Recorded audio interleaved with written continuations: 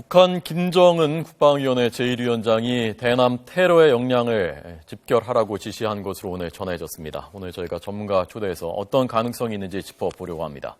이만종 한국테러학회장 나와 있습니다. 안녕하십니까? 안녕하세요. 회장님께서는 어떤 가능성이 제일 높다고 생각하십니까? 테러의 양상은 여러 가지로 이렇게 진화가 되고 있어요. 근데 이제 몇 가지 정도 이제 간추려서 말씀드리고 싶은 것은 이제 먼저 이제 대인 테러입니다. 대인 테러.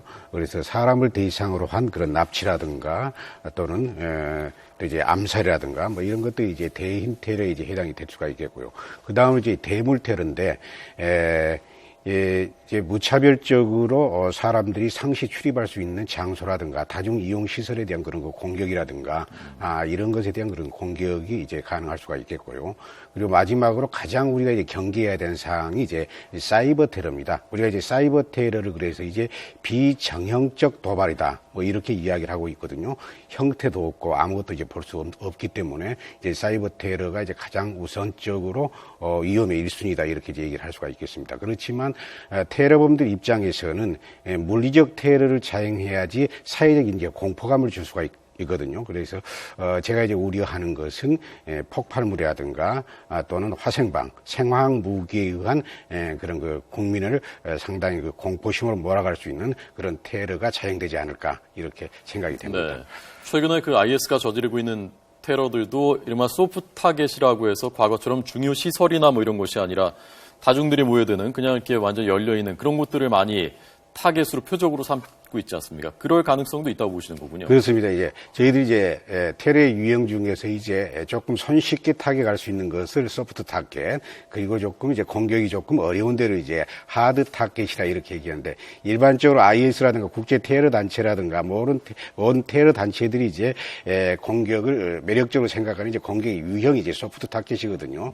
그렇지만 최근에 들어와 가지고는 IS라든가 국제 테러 단체들도 아무 죄 없는 그런 그 대중들을 대상으로 해가지고, 공격을 하면은, 상당히 비난을 많이 받기 때문에 하나의 그 전략의 일환으로서 또 소프트 타겟, 군사 시설에 대한, 그런 또 국가 시설에 대한 이런 공격도 지금 두 개의 전략을 동시에 이렇게 이제 감행하는 그런 이제 전략의 변화 이런 것들도 이제 감지가 되고 하드 있습니다. 타겟도 공격하는. 그렇습니다. 네네. 양대 전략으로 한다는 거죠.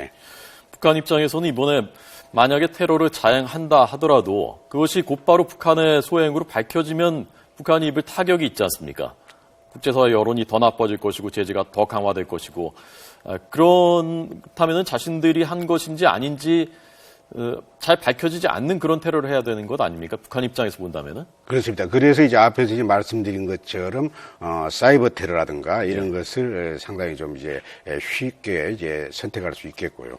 그리고 이제 가장 그 걱정스러운 것이 직접 북한이 손에 피를 묻히지 않는 방법. 다시 말씀드려서 이제 국제 테러 단체와 이제 연합을 한다든가 또는 이제 국내의 불만자들 그리고 탈북자들 뭐 이런 종북 세력 이 사람들을 이용한 그런 그 테러의 방법도 강구를 하지 않을까 이렇게 생각이 됩니다. 국제 테러 단체가 그런데 북한의 테러를 대신해줘서 얻을 수 있는 어떤 이익이 있습니까? 그렇죠. 이제 돈이죠.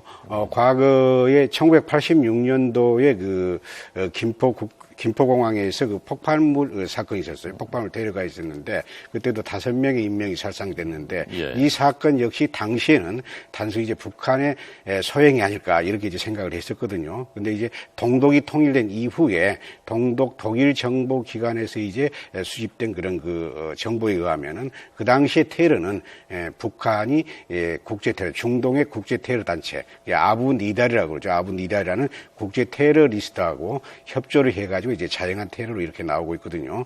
그러면 이제 테러를 자행한 대가로서 이제 상당한 이제 금품이 또 이제 제공되는 뭐 그런 이제 사회가 되겠습니다. 네. 북한 입장에서는 아까 오늘 청와대 국정원에서 지목한 것이 대인 테러, 그러니까 우리 요인들이라든가 주요 탈북의 인사라든가 이런 사람들을 뭐 납치하거나 아니면 어떤 위해를 가하거나 그럴 가능성이 있다. 독극물을 쓸 수도 있다. 근데 만약에 그렇게 되면은 너무 쉽게 이건 북한이 한 것이구나라고 지목될 수 있는 그런 가능성이 있지 않습니까? 북한은 이제 두 가지 이제 생각을 가지고 있는 것 같아요. 예. 물론 이제 자기들의 그 존재를 자기들이 이제 주체가 돼가지고 테러를 자행했다는 뭐 이런 것을 이제 숨기고 싶겠지만 결정적인 경우에는 북한의 이제 존재감을 이제 보여주기 위해서 직접적으로는 이제 이야기는 하지 않겠지만 간접적으로 이제 유추할 수 있는 이런 분위기는 또 이제 풍기지 않을까 이런 생각이 됩니다.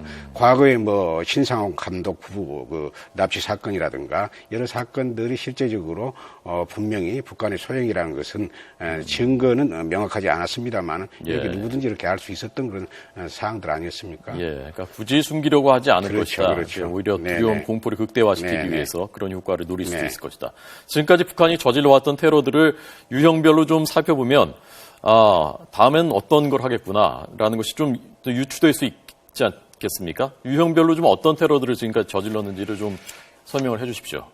이제 유형별로는 이제 앞에서 말씀드린 대인 그리고 이제 대물 사이버 테러 뭐 이런 것들도 이제 우리가 이제 유의해야 될 사항입니다만은 가장 걱정스러운 것은 국내에 있는 이 종북단체라든가 사상적으로 이제 북한을 그 추종하는 그런 세력이 지금까지 저질러왔던 것이요. 네네. 그 사례들 그를 좀 말씀해 주시죠. 과거에 의해서 이제 과거에 그 많이 발생했던 테러 1950년대 6.25 이후에 지금 저희들이 북한에 의해서 자행된 테러가 국내에서 발생된 테러는 90% 정도가 북한에 의한 테러다 이렇게 이제 얘기를 할 수가 있거든요. 예. 약 1,100여 건이 이제 발생했습니다. 그 중에서 이제 주요한 사건이 이제 대인 납치는 조금 전에 말씀드렸던 신상옥 감독 부부라든가 뭐 이런 이제 납치 사건이 있었고요. 네. 그리고 이제 암살 사건이라면은 이제 유경수 여사 문세강 사건이죠. 대인 테러고요. 문세강 우선 사건. 폭탄 테러가 네. 제일 그 사례에서 제일 많았던 건 폭탄 테러였죠. 그렇죠. 아웅산 사건이라든가 이런 것들도 일종의 뭐 이제 폭탄 테러가 뭐 되겠죠. 86년 김포공항 폭탄 테러 네, 어떤 것이었어요? 김포국제공항 폭탄 테러는 이제 조금 전에 이제 말씀드렸던 그런 사항이고요. 그리고 1970년도에 국립묘지 현충문 폭파 미수 사건도 빠질 수 없는 사건이라고 얘기할 수가 있겠습니다. 86년 김포공항 테러 때도 실제로 그 피해가 많았습니까? 그렇죠. 5명이 죽었죠, 당시에. 5명이 숨졌습니까? 네네네. 그리고 북한의 소행으로 밝혀졌고요. 그렇죠. 당시에는 북한의 소행인지를 몰랐습니다만은 나중에 이제 밝혀진 사항입니다, 그게. 네. 자, 다음 보겠습니다. 요인 납치한 사례, 요인 납치 또는 습격한 사례들도 많았습니다. 지금 말씀하신 신상옥 최은희 부부 납치 사건이 있었고요. 청와대 기습미수 김신조 사건이죠. 직접 청와대를 겨냥했던 청와대 사건. 1.1 사건이죠. 1.1 사태죠. 유경수 여사 피살 사건은 1974년도에 이제 14년이고요. 발생한 사건이고요. 그리고 이제 이한영 피살 사건이 분당에서 또 이제 발생한 그런 그 사건이었습니다. 네, 탈북한 고위층 네, 북한 네. 로열 패밀리 그렇습니다. 이한영 네. 피살 네. 사건이 있었고요. 항공기 테러도 많았습니다. 항공기 테러가 이제 최근에 들어와 가지고 이제 군대에서 이제 발생된 경우가 없습니다만은 과거에는 상당히 단골 메뉴로 이렇게 이제 등장했던 테러가 이제 항공기 테러예요. 1958년도에 민간 항공기 납치 사건이 있었고 그리고 69년도에 네. 강릉발 서울행 항공기 납치 사건 그리고 잘 아시는 것처럼 이제 1988년도 그 올림픽을 앞두고 이제 자행됐던 대한항공 858기 폭파 사건 그래서 약 155명의 민간인이 사망한 그런 사건이 있었죠. 네. 그다음에 사이버 테러가 최근에 많이 나타나고 있는 그 양상의 사례들이죠. 2009년에 디도스 공격이 있었고요. 2014년. 우리가 사실 한국 수력 원자력 해킹 사건 때만 하더라도 일반 국민들한테는 큰 어떤 피부로 와닿는 피해는 없었거든요. 그런데 사이버 테러를 본격적으로 자행을 하게 되면 그러면 어떤 그 피해, 어떤 그 혼란들이 있을 수 있는 건지 그걸 좀 설명을 해 주십시오. 사이버 테러는 이제 국가 중요 시설을 이제 마비시켜 버리는 것이거든요. 네. 한수원 테러라든가 뭐 디도스 공격이라든가 이런 것들이 그러는데 사이버 테러를 매력적으로 생각하는 것은 저비용 고효율이라는 것입니다. 그래서 아주 적은 비용을 가지고 엄청난 그런 손해를 이제 끼칠 수가 있거든요. 그런 점에서 사이버 테러는 가장 북한의 입장에서 손쉽게 이렇게 사용할 수 있는, 이용할 수 있는 그런 그 테러의 방법이다. 이렇게 이제 생각이 됩니다. 네, 주체를 밝혀내는데도 또 시간이 상당히 소요가 되고요. 그렇습니다.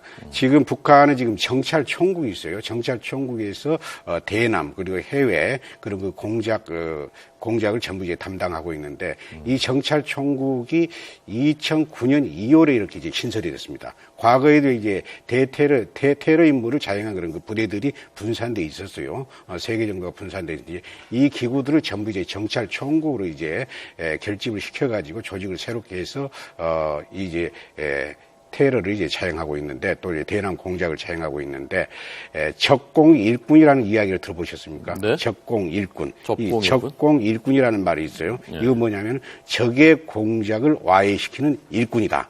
그래서 대부분이 이 적공 일꾼들이 이제 해커 임무라든가 이 심리전, 사이버 심리전 임무를 이제 담당하고 있거든요. 그래서 북한에서는 이 요원들에 대해서는 굉장히 그 사회적인 대우라든가 그리고 이제 위치를 많이 이렇게 이제 격상을 시켜주고 있습니다. 그래서 이런 그 적공 일꾼들이 이런 사이버 테러라든가 사이버 심리전을 담당하고 있다 이렇게 이제 볼 수가 있겠습니다. 예.